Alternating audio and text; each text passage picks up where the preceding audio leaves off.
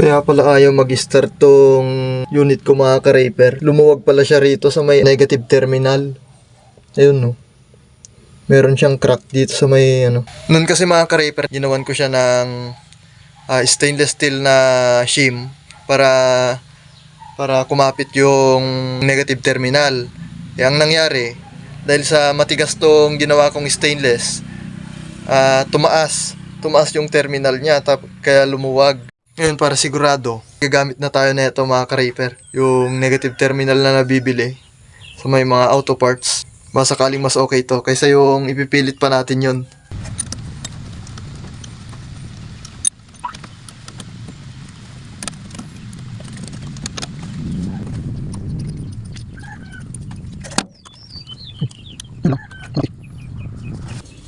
Ayun lang mga ka-raper, malaki yung tornilyo neto sa butas nun.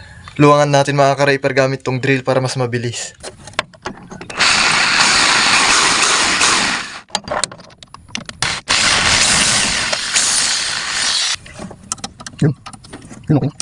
Ayan mga ka-raper, ang nangyari sa battery terminal, lusaw. Nalusaw siya. Hindi pala magandang gumamit ng ganitong shim mga ka-raper doon sa may battery terminal. Stainless, masyadong matigas. Kapag ka hinigpitan mo, mahigpitan siya, kaso nga lang, kapag ka nag-vibrate, sa sobrang tigas nito, dudulas lang pataas yung battery terminal. Kaya kapag ka gagawa kayo ng shim doon sa battery terminal, hindi pala advisable yung ganitong stainless steel. Kaya, yun, nasira yung battery terminal natin mga ka-raper. Ngayon, susubukan ko siyang i-build up ng ganito. Soldering iron na 30 watts. Baka sakaling kayang i-build up yung nawalang tingga dun sa may battery terminal. Subukan natin mga ka-raper. Ayun, pwede kumakapit.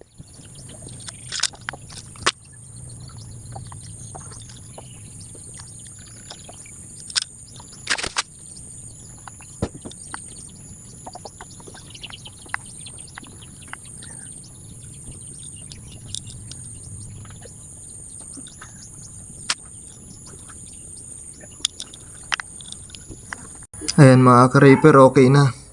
Okay naman kahit paano. Ikabit na natin.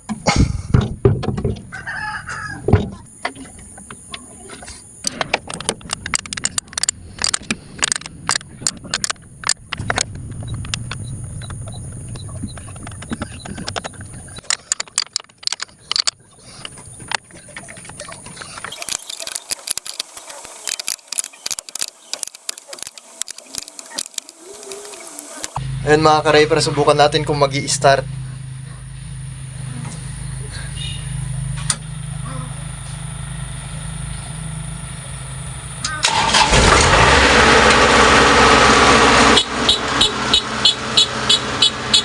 Ang taas to, gano'n?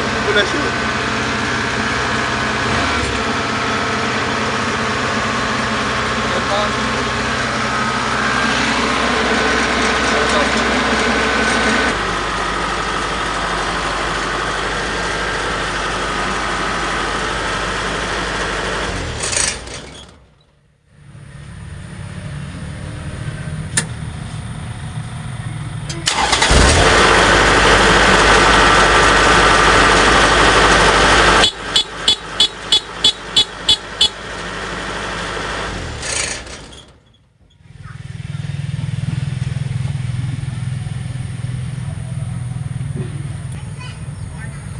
At ayun lang mga ka-raper, salamat sa panonood.